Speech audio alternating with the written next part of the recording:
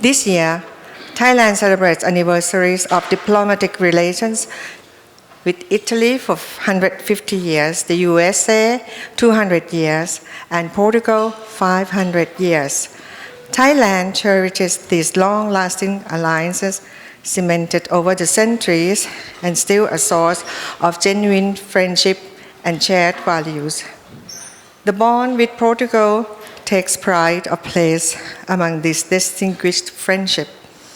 This diplomatic alliance began in 1518 when Portugal, the first European power to arrive in the Far East, established consular relations with Siam during the reign of King Rama Tipadi II, who reigned as the king of Ayutthaya from 1491 to 1529. The Treaty of Friendship and Commerce, instituted in 1518, allowed Portugal to set up a trading post in Ayutthaya.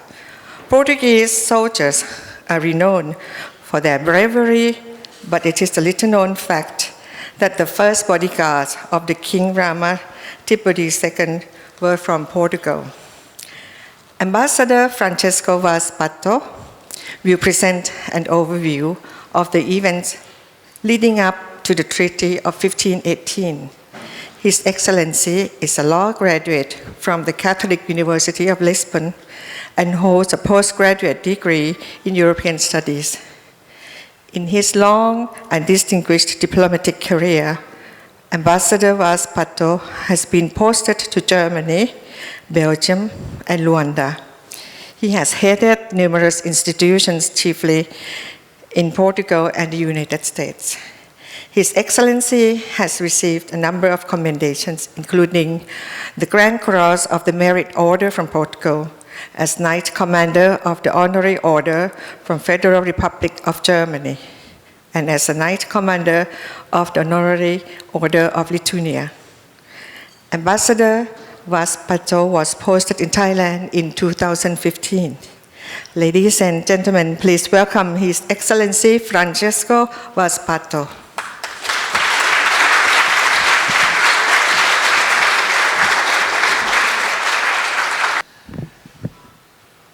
Good evening. Sawadika.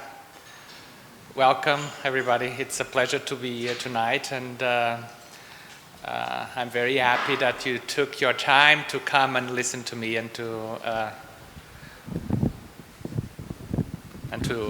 discover a little bit more about the bilateral relations between Thailand and Portugal. I need, first of all, to thank the Siam Society for inviting me to do this lecture. It's a pleasure to be here. And also to the sponsor of the wine that you just drank, Wine Didi. They are responsible for you to being happy now. And I hope now you can endure my presentation a little bit easier. Let me start. I will try to be as simple and direct as possible. I will describe a bit about our long and unique and enduring friendship. Sometimes our history was forgotten, sometimes it's exaggerated, the bilateral relations, but it's always a friendly relationship, and that's the amazing thing of this long relationship. But let me tell you something first. I'm not an historian, so please don't expect a lecture of an historian tonight. I like history and I like this kind of story, our bilateral relations story. I will tell the story of the relations. Anyway, I will try to be as accurate as possible. So let's start. First,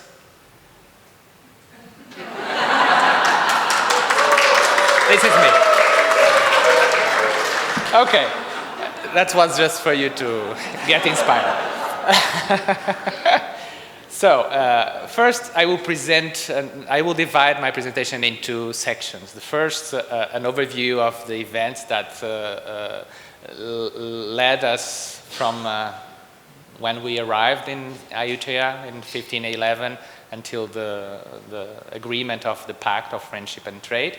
And then I will explore the many ways that the peaceful, long-lasting and positive relationship between our two nations has impacted both Portuguese and Thai history, commerce and culture until today. In 1511, the Portuguese arrived in Ayutthaya. So it's already 507 years ago. And since then, we established diplomatic relations. The first embassy mission was led by, was sent by Afonso de Albuquerque, that was the Viceroy of Portugal in India. And he sent in name of the Portuguese king, Dom Manuel I, the Duarte Fernandes, in those days he was an envoy, nowadays you can call him ambassador, to try to seek and establish relations with the neighboring kingdoms, especially with the Siam.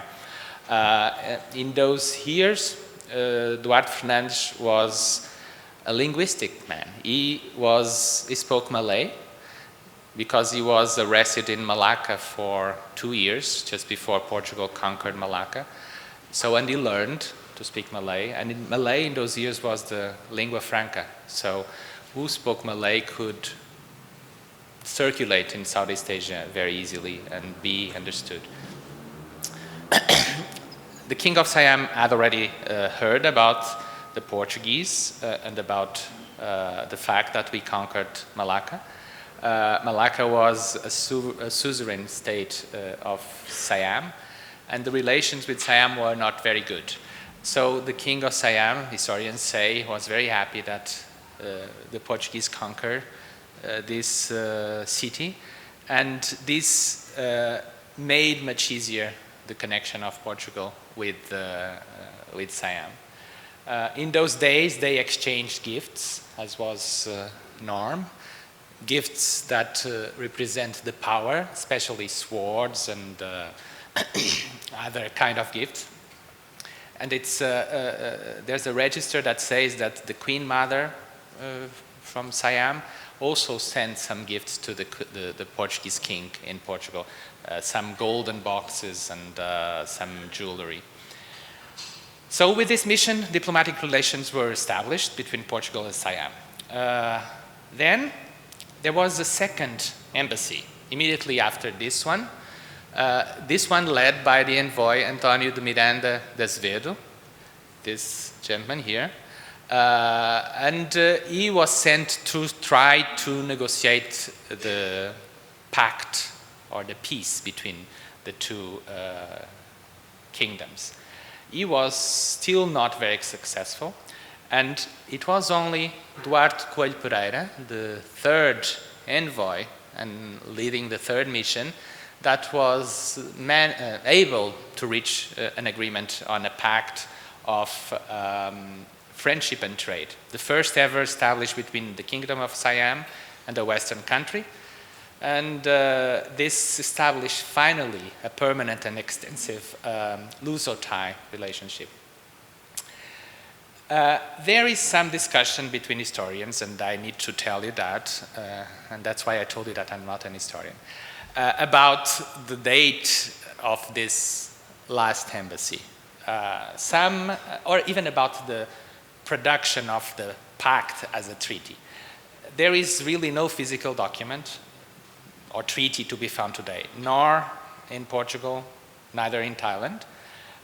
Some historians say that the mission could have taken place before 1518, probably in 1516. Others say that there was never a written treaty.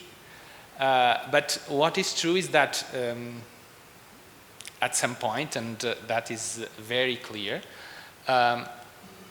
one historian, Portuguese historian, that wrote books about, he traveled in Asia and he wrote books about the presence of Portugal in this area.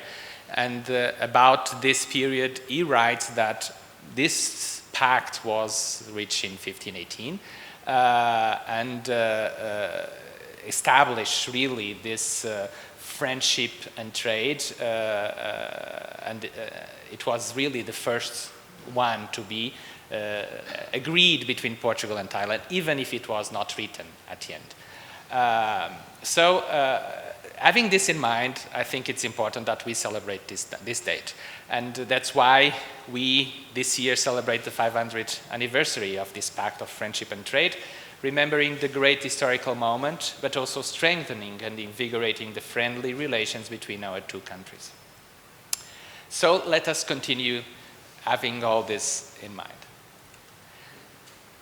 This is the 500 years logo for the celebrations of this year.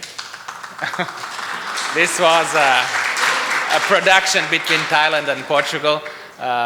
It represents, it was designed by the designers of the Foreign Affairs Ministry here, and it's, we will use it from now on until the end of the year for all these celebrations. So Duarte Coelho, according to some historians, arrived or left Malacca in July of 1518 and only arrived in Ayutthaya in November of the same year. It was a long journey.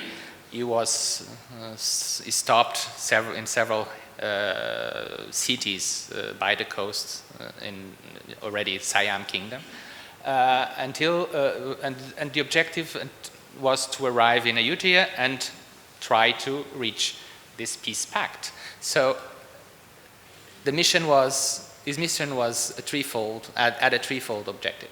First, to confirm the peace treaty that was discussed by the two previous missions. Then, in exchange for Portuguese supplies of guns, munitions, and cannons, the King of Siam was to give to the Portuguese special commercial privileges and facilities to settle and trade in Siam. Not only in Ayutthaya, but in several areas of the kingdom, Tenasserim, Mergui, Patani, Nakhon, Sri Tamarat, and this worked at the end. And then the third one was to guarantee freedom of religion for the Portuguese that will settle in Ayutthaya and in the other areas. And finally, this was agreed in 1580. This, as you see, this friendly pact brought a considerable advantage to Siam in those years. Siam was trying to enlarge its territory, and Chiang Mai was still not part of Siam. Chiang Mai Kingdom was at war with Siam in those days. And the fact that the Portuguese brought the rifles, the guns, and the ammunitions that were already known in Thailand, the ones produced by the Chinese, but the difference of was they were better quality, but it is true, and because the previous, let me explain, the previous ones that were used by the Thai or the Siamese in those years, they produced more dead on the ones that were using them than on the other side. So, because they didn't know exactly how to use them. So the other advantage was that the Portuguese were also teaching the Siamese how to use the cannons, and they were also mercenaries, and as referred before, the Portuguese also became the safety guard of the king. And this was a big advantage for the Siam Kingdom. You can see here the Portuguese fighting side by side with the Siamese riding elephants. But of course, this treaty also, this agreement also brought a great commercial advantage to the Portuguese. We need to recognize that. During the following years, a considerable number, around 300 Portuguese traders, as well as shipbuilders, military advisors, and mercenaries, were established in Ayutthaya, as well in other parts of the Kingdom of Siam. In 1538, King Chairasha Tirat had 120 Portuguese military at his service as mercenaries and military advisors, instructing the Siamese in musketry art. Trade between Siam and Malacca developed fast after this agreement, and bringing to Malacca rice, tin, ivory, indigo, timber, etc., but also bringing to Siam ammunition and cannons and other products from Malacca and the other colonies of Portugal in Asia. And even if the trade between continental Portugal and Siam was always limited because of the distance, the trade between our colonies in Asia and the trading posts in Siam became very, very strong, especially now at the beginning of our presence here. There was a time that this is Ayutthaya map, in the band Portuguese that is local, in this area of Ayutthaya. In this area there was a time when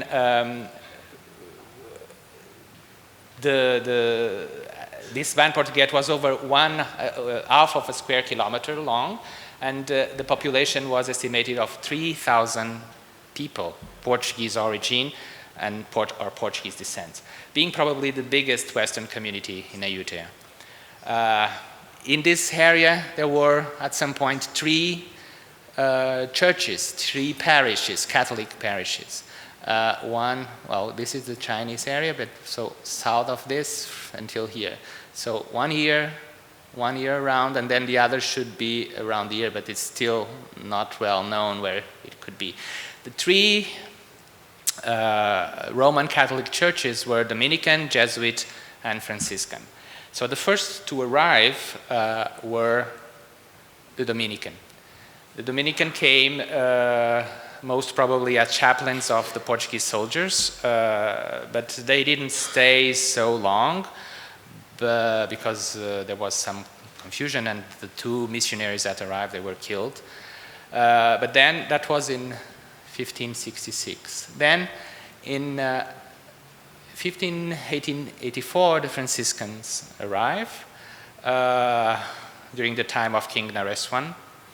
And then the Jesuits at the beginning of the 17th century, during the reign of King Ekatotzarot. King Ekatotzarot sent in 1606 a mission to Goa, to the Portuguese viceroy, and there was a mission from Goa coming back, and with this mission the Jesuits came.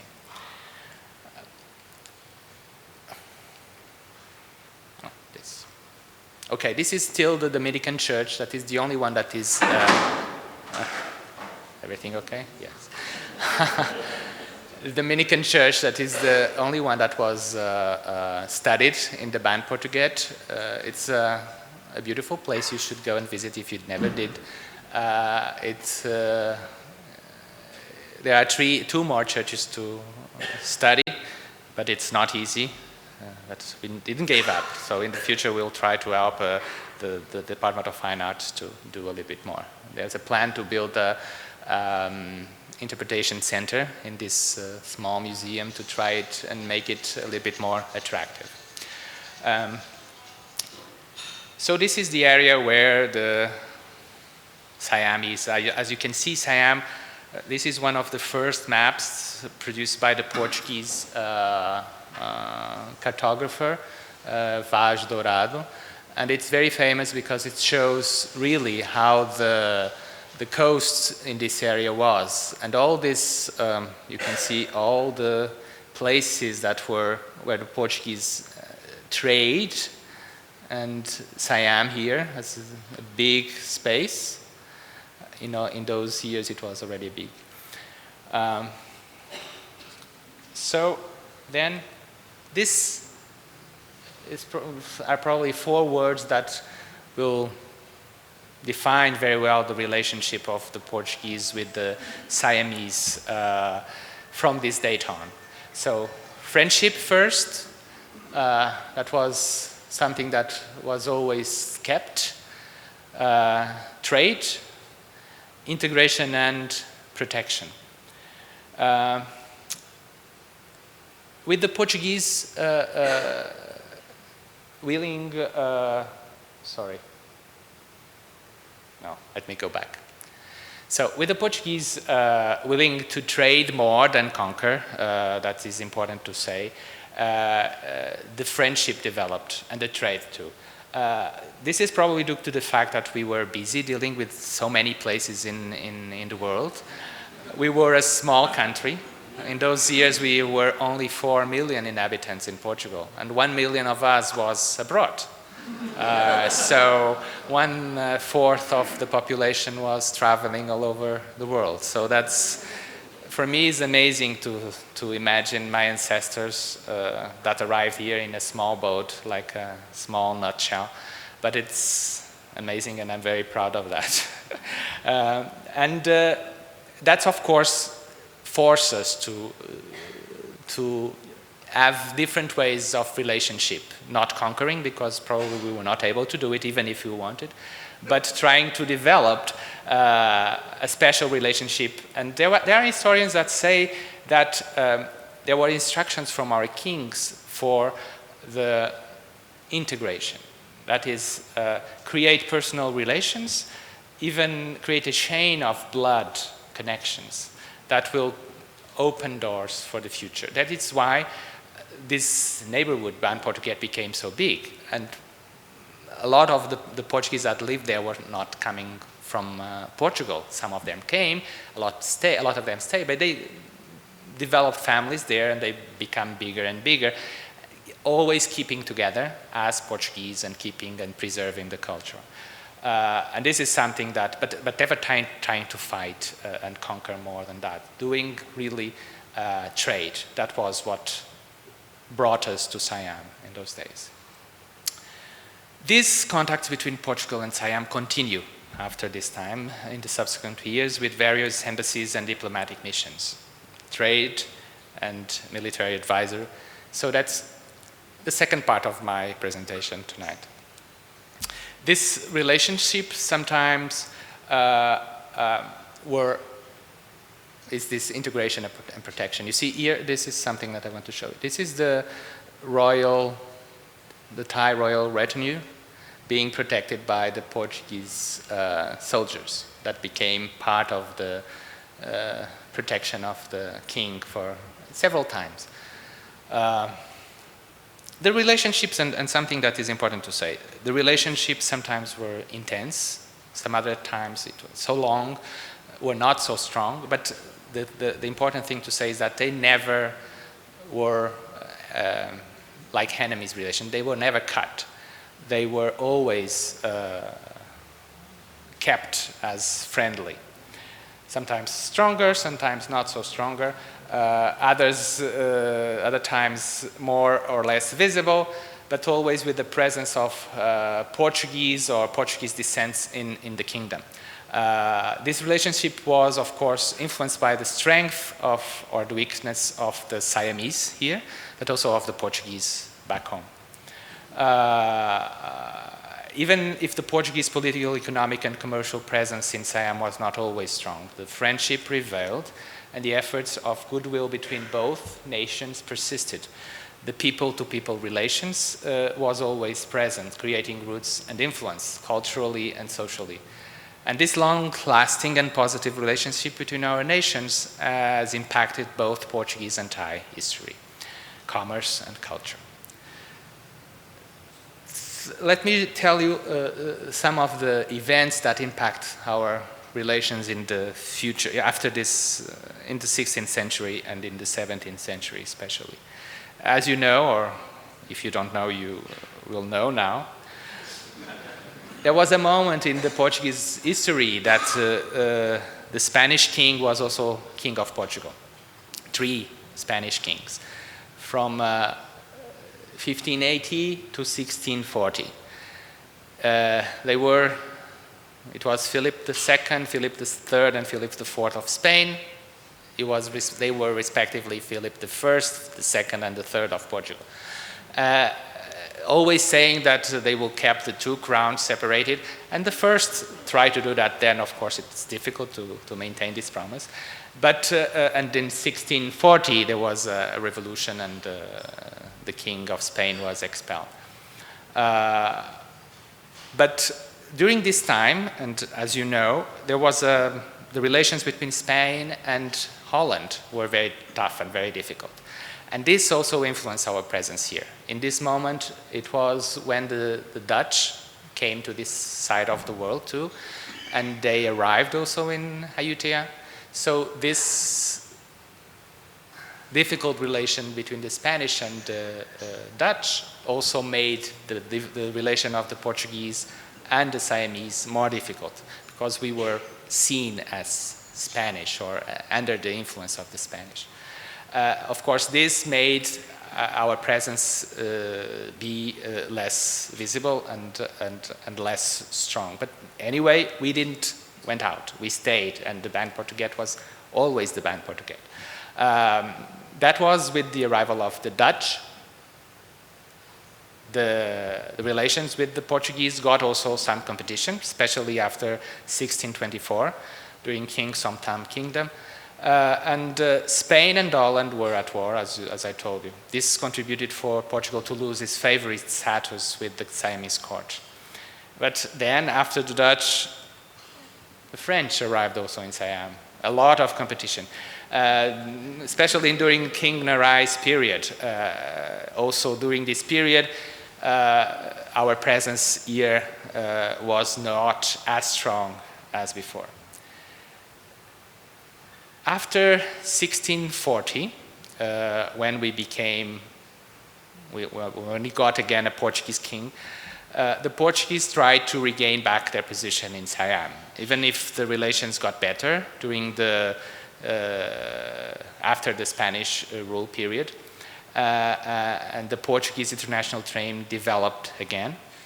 The international competition was now very fierce in this area. The Dutch were here. The Dutch had conquered Malacca in 1641, and the French presence and the British was starting to become very, very, very strong. In 1684, Dom Pedro II, the King of Portugal, decided to send an embassy to visit King Narai, trying to convince him that it was important to diversify relations with other countries and not being completely only having relations with France. It was not a very successful mission, especially because the French had a lot of power, close controlling, especially Constantine Falcon, the minister of King Narai. Even if Constantine Falcon was married with a Portuguese lady, or half Portuguese lady that you all know, that is Tautonquima, Maria Guiomar de Pina, that was half Portuguese, half Japanese. In this moment, France, there she is. In this moment, France had also the support of the Pope, and that also made that, and Vatican gives the control of the Indo-Chinese church to the French. Even the Portuguese church in this area was controlled by the French. And that also reduced the presence of the Portuguese church in this area and the influence that we had before.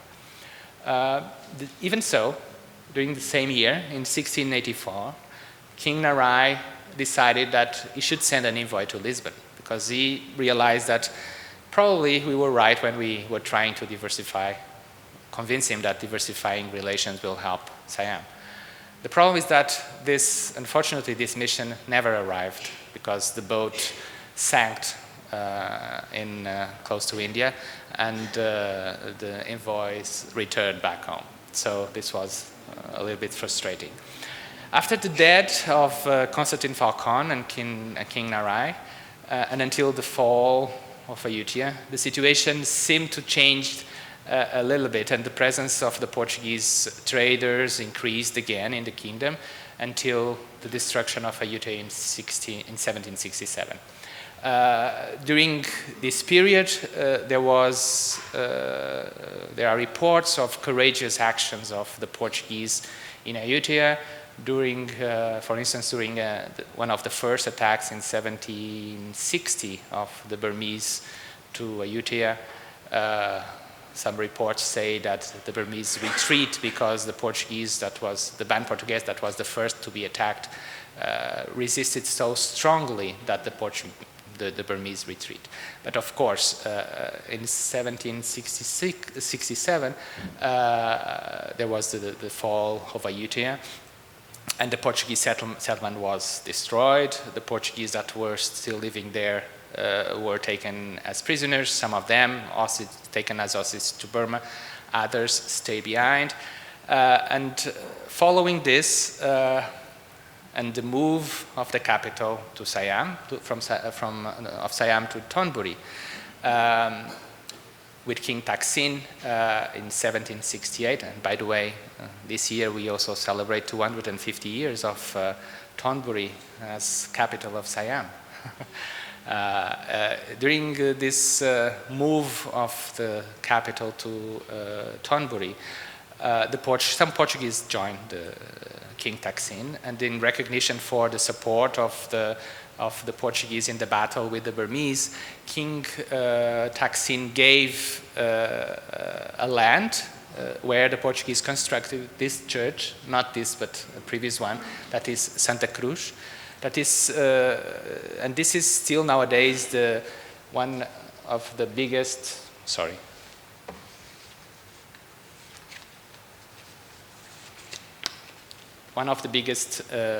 or probably the biggest neighborhood of Thai with Portuguese descent in Bangkok. In this neighborhood, you still can find some families with Portuguese origin. There's a small museum about the bilateral relations, so you should go and visit. It's very interesting. Then in 1782, with the beginning of the Chakwid dynasty and the Bangkok period, His Majesty King Rama I, during his reign, his kingdom, the relations with Europe were not so strong. They were a little bit. The situation in Siam was also not easy, but also the situation in Europe was difficult. Even so, King Rama I, on the 28th of December of 1786, wrote a letter to Queen Maria of Portugal, inviting her to open a trading post in Bangkok, offering some land to build a church and a trading post, a feitoria, a dock and shipyards for the Portuguese boats to stop and to trade. But of course, in Europe, the situation was also complicated. There was the time of the French Revolution, and then the Napoleonic Wars, and especially in Portugal, during the Napoleonic Wars, Portugal was invaded. The capital of Portugal moved from Lisbon to Brazil, to Rio. Then there was the independence of Brazil, and then the king and the royal family came back to Portugal after the French left. But there was a fight between the two princes, so there was a civil war in Portugal basically after 1820. And during this period, the Queen of Portugal never answered to this letter.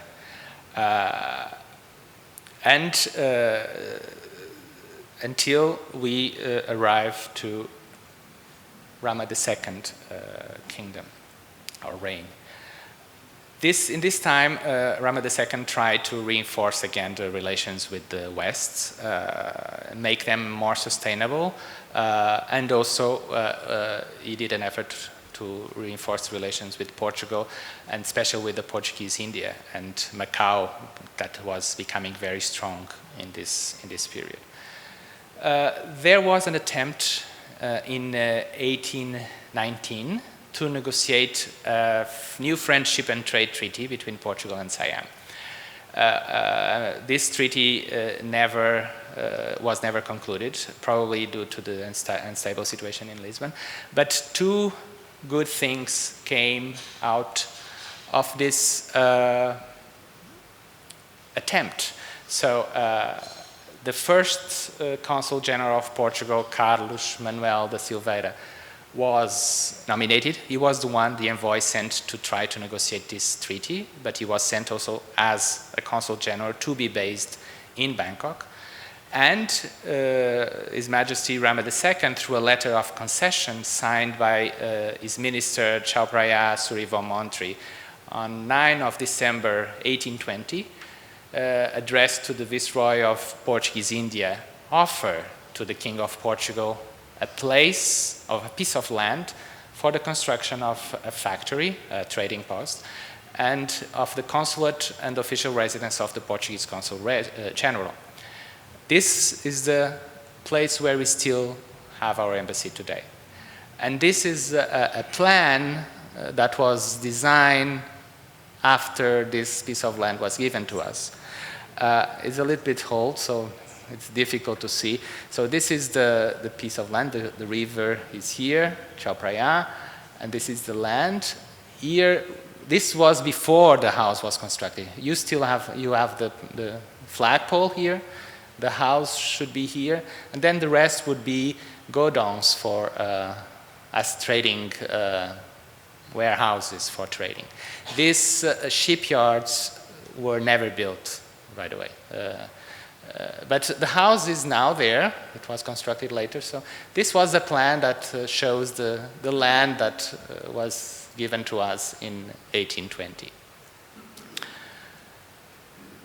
So during this time, also a new Portuguese neighborhood around this area, around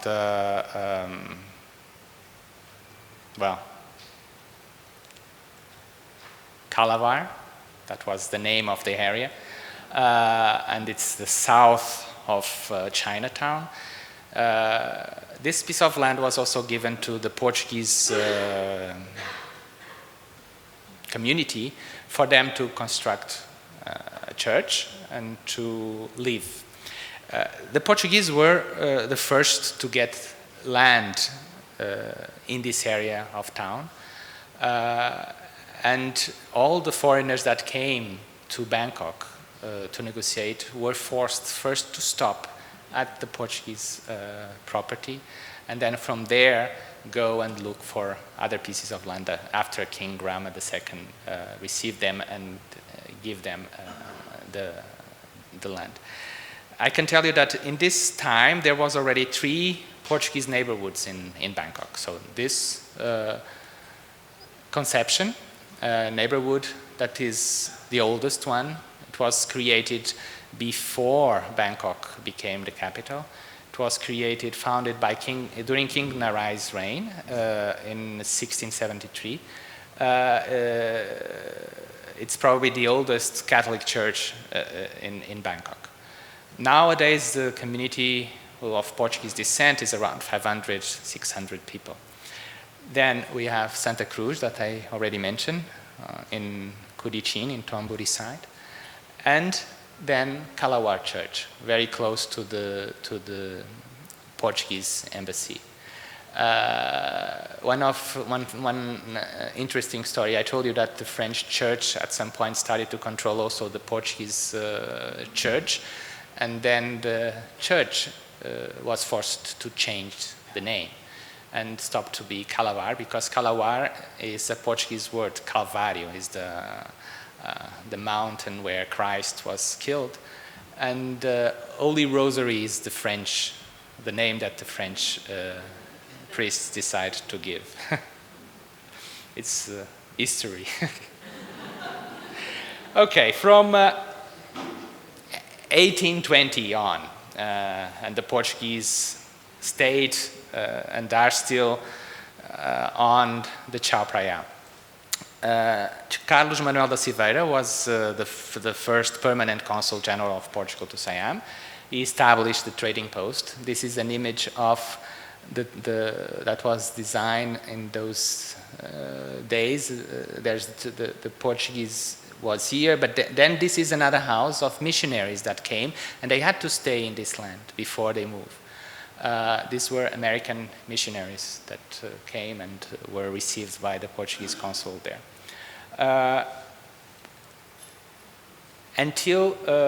So this, yes, okay, so, okay. Then in the first, a new treaty that was started to be negotiated in 1820 and never finished 1819, the first treaty that was really after the Pact of Friendship and Trade that was reached in 1518, the first document that we still have and exists as a treaty was signed and concluded in 1859 with King Mongkut, Rama IV. This treaty was very important for Portugal, as all the treaties negotiated in this time with foreign powers, because it comprised the principle of extraterritoriality. Okay, this principle is it was kept from 1859 until 1925 and gave the Portuguese and all the people that were under protection of Portugal the capacity to avoid the Thai laws and the Thai taxes and the Thai courts. So all the Portuguese were judged by the consul of Portugal. They didn't pay taxes to Siam, they paid taxes to Portugal. And this happened not only with Portugal, this happened with the US. The treaty with the US also has this principle, and with France and with the Dutch too. This created a big advantage for traders coming from Portugal, of course, and this developed the trading relation again, and it was sometimes, at least at the beginning of 19th century, was very strong.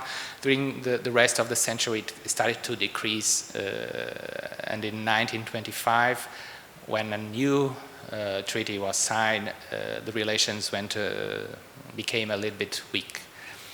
But this is the residence that was built in the piece of land. This residence started to be built in 1860 only. There was a previous attempt to build a real palace for the consul immediately after 1820, but it was never fulfilled. First, because there was no money. Then, after some point, the King of Portugal decided to send materials from Portugal to the construction of the palace, but again, the boat sank. So everything stopped, and until 1860, when King Dom Pedro V of Portugal decided that it was time to build, and we decided to use Thai materials, and it was the best decision because the house is still there, very similar as it was when it started to be constructed. It took a long time to construct, more or less 10 years or a little bit more, but it's still a beautiful example of Portuguese colonial architecture. With Thai influence, because there's still some Thai influence, and Thai products, especially teak wood. Then I already told you about the 1925 treaty and what happened after that. But even with the less intense trade after 1925, the friendly bilateral relations were always kept strong. And an example of that is that when King Chulalongkorn visit Europe, the first visit in October 1897, one of the first stops was in Portugal, and he was received by the King of Portugal. This is an old picture of the King Chulalongkorn being transported in the coach through the streets of Lisbon. It's an old picture. It's not in a very good condition, but it's the only one I could find. Then, in 1960, we had a second visit of His Majesty King Rama IX. And it was also important because even if our economic relations were not strong, again, King Rama IX saw the bilateral relations are very important, as he saw Portugal, as Thailand see Portugal as the oldest friend.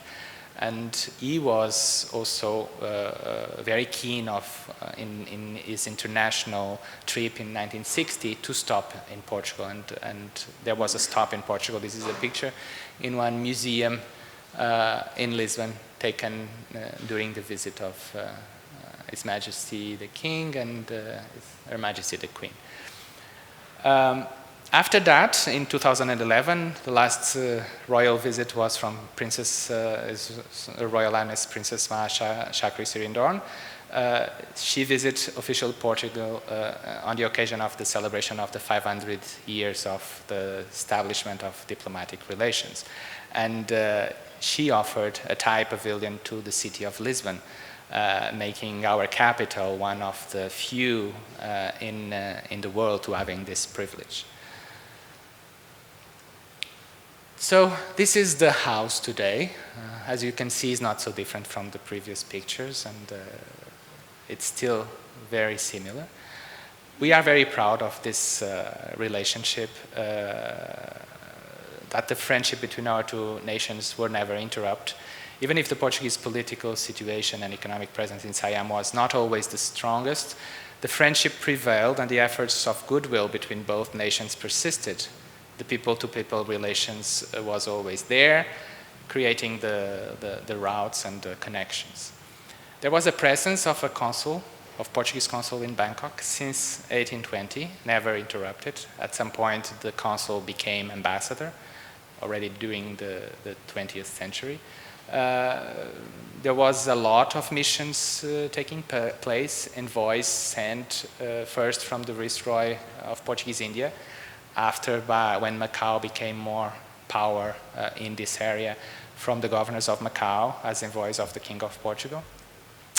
When the trade declined after 1925, the presence was always kept and the trading post never closed or abandoned, keeping always in mind the peaceful, long and positive relationship we have since we were the first European nation to have contact with Siam. Even if nowadays our bilateral economic relations are not the strongest, they are growing every year, and I'm also happy for that. And but there are still space to grow. But I can tell you that this last year it's impressive. So I'm happy. So now this is our historic relations. So let me conclude with a little bit about the Portuguese influence that we can find still nowadays in Thailand. It is impressive for me as, well, it was my first time when I came as Postgraduate Ambassador in Thailand to discover all this. And it was amazing how still it's visible, the influence of Portugal in Thai culture, special in several aspects in culture, in the food, in the language, in the people. Since Portugal arrived as the first Western country to arrive in Siam, the kings of Siam opened and tried to adapt their own policy to the Western influence. And it's visible that some changes. That was started with the Portuguese, but then it was stronger after the French and the Dutch and the French came. But the Portuguese were the first. But then none of those countries have words of their own language that are the same in Thai. We have, and that's something that is amazing. Some of them are this. Okay, this is exactly the same word in Portuguese and Thai. For us, sala is the place where you meet and where you sit and you talk with the others. Like in and Spanish too, yes. But the Spanish were not here. I'm sorry.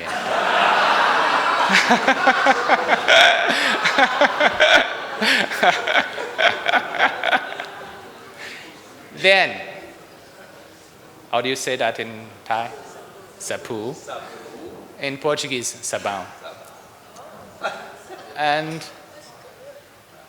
canon pain, in Portuguese, pão. So these are only 3 examples. There are more words, but this is only some of them.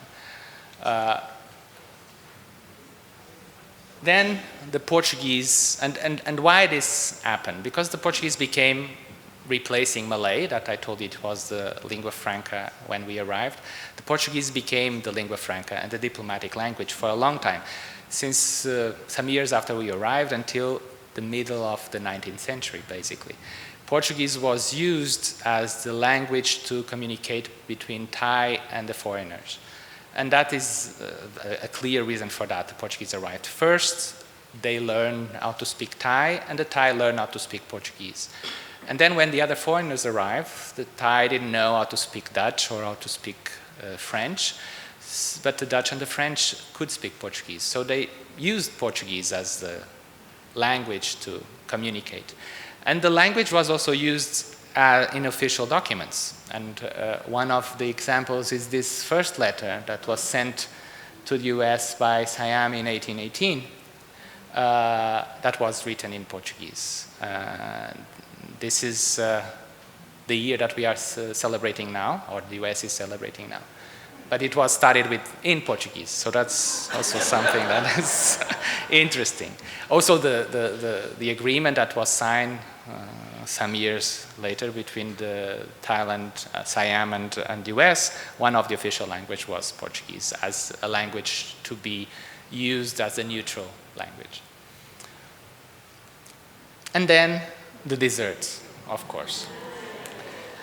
The desserts and even some savory dish, not only desserts, have Portuguese influence here in Thailand. I don't know if you know, and some products were not known in Thailand when the Portuguese arrived, and they became part of the Thai diet. And very simple products that you use nowadays every day in Thai food, like chilies, or potatoes, or maize, or tomatoes, or even peanuts, or even coconuts that were not produced in Thailand. And they were brought by the Portuguese traders to Thailand and introduced in Thailand, and they became part of the Thai diet. So it's this is regarding products, but also, and it's very visible in Curichin neighborhood, where if you visit some of the museum or some of the families living there, and you try to eat also the savory food. There's a lot of influence on the savory food. You have a lot of stews, a lot of the curry puffs also, it's very Portuguese. So all that is the Portuguese influence also in the savory food. And of course, then the desserts and the desserts introduced by Tao Tong Kima, Maria Guilmar de Pina, Constantine Falcon's wife, in the Siamese court. These are really very Portuguese, and all the desserts made of eggs are coming from Portugal. Still nowadays you can find them in Portugal too. A small different taste, but it's really the same at the end. And it's amazing that this continues to happen. So, and then having these 3 neighborhoods in Bangkok, then you have the Portuguese descent. That's another thing that is sometimes is difficult to prove because a lot of documents disappeared. But this is in the neighborhood of Conception in the north of Bangkok. A lot of families still kept the Portuguese name. Even if it's Thai size after King Rama VI, as you can see, it's written also in Thai.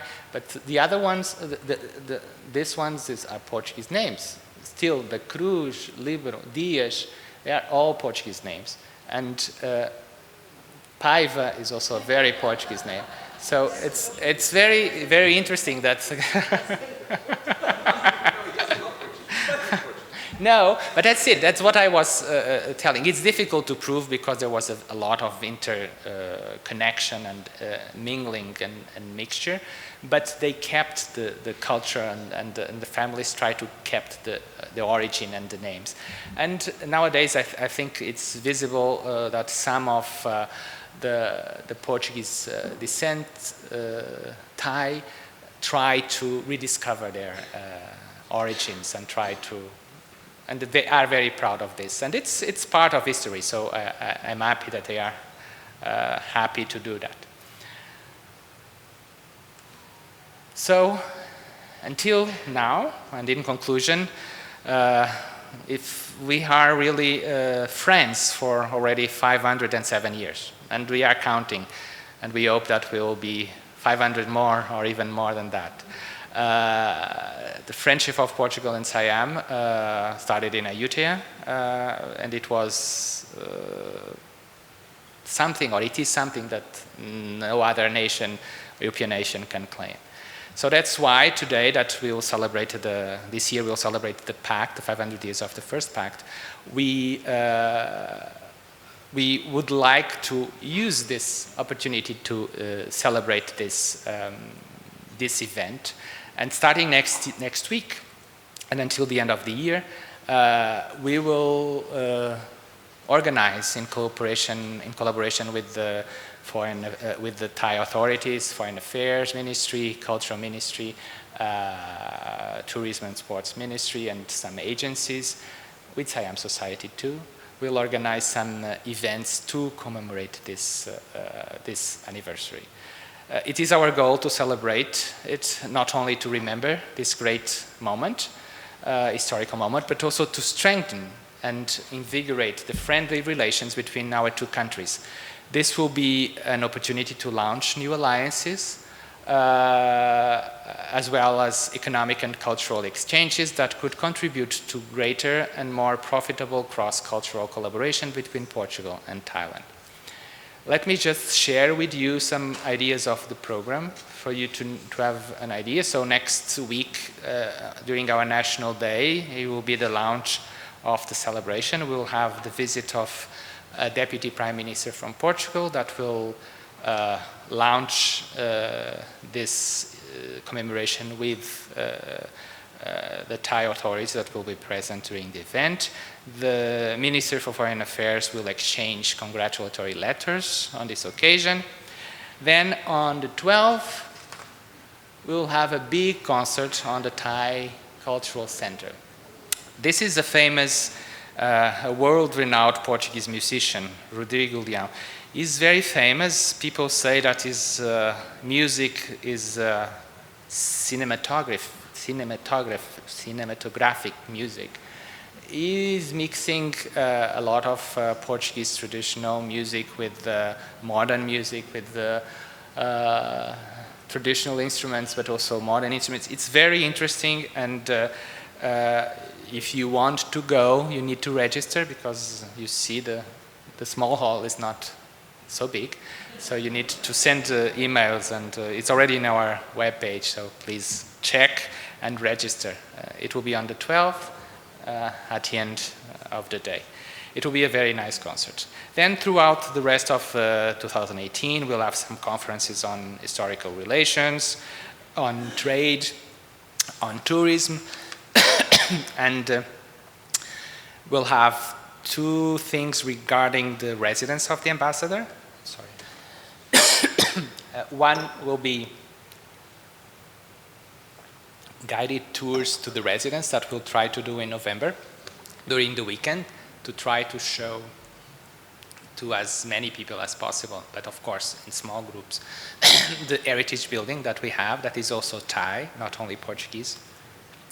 And we will try also to publish a new edition of a book about the residence that was done in, I think, 2004. And we'll try to do it as a coffee table book with the new pictures, and it was written by a Portuguese historian, and we'll try to do a new edition. And finally, there will be also a big moment in December. It will be a theatrical premiere of a piece that is being written now about the bilateral relations, but it will be a contemporary piece. It will be directed by the actress, the Thai actress Patarasuda Hanuman Rajadan. She was here at this room some months ago. We think it will be something spectacular because it will be a moment to see or to discover how the young generation in Thailand sees the relation between Portugal and Thailand. And this was a challenge that we present to Bua, to this actress, and she is very happy, and I think it will be something spectacular. There will be more events, but you can follow us on Facebook and you will see what will come after that. So, just before I finish, let me just show you something. I know that Siam Society is organizing a trip to Portugal, still this year. It will be at the end of the year, and I'm very happy that this can happen now, during end of October, and I'm very happy that this can happen now.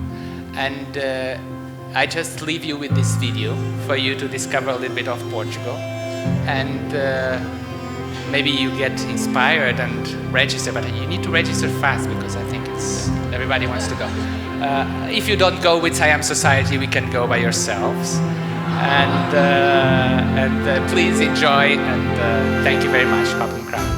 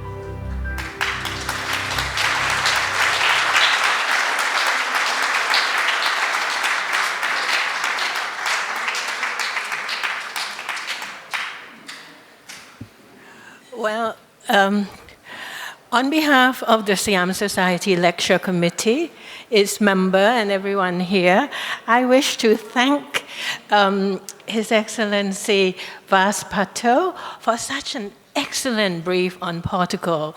It's in brilliant historical context as well as antique maps and pictures for us to see. Now, on behalf of the Thai, I like to make two observations in our friendship for our treasured friends. The first Westerner to arrive on our shore for 508 years, 7 years. First, if you go to Ayutthaya and you look out from the Ayutthaya fort down to the sea, you would see that the Catholic has their community on the right-hand side, and the largest being the Portugal with their own island, which His Excellency has just shown just now is a very big triangular island with 3 churches. And of course, in that consideration, we have placed all the Protestants on the left-hand side, because we know they don't like one another. The only Catholic we place on the left-hand side of the river were the Japanese. Well, that is also in consideration of the Portuguese, because the Japanese was involved in skin tradings, you know, deer skins and so on, and it is a very smelly communities. So that was our offering from Ayutthaya period, and now coming back to the Bangkok period. As His Excellency has shown us, the first council of the Portuguese council didn't have much of a good time, because in 1820s, you know, Europe and all was inflamed. So they have difficulties, and it was the crown who extended the loan to the Portuguese to cover the expense. And we were so sure of our friend, the Portuguese, because we were so sure that we will get payment in gun, and which we did. And that actually made a strong Siam, you know, a Siam that has become the powerful mainland force of the early Bangkok era. So without further ado, I'd like to invite Kun Pikun Keo and to offer our small gift from the Siam Society for such an excellent evening. Thank you.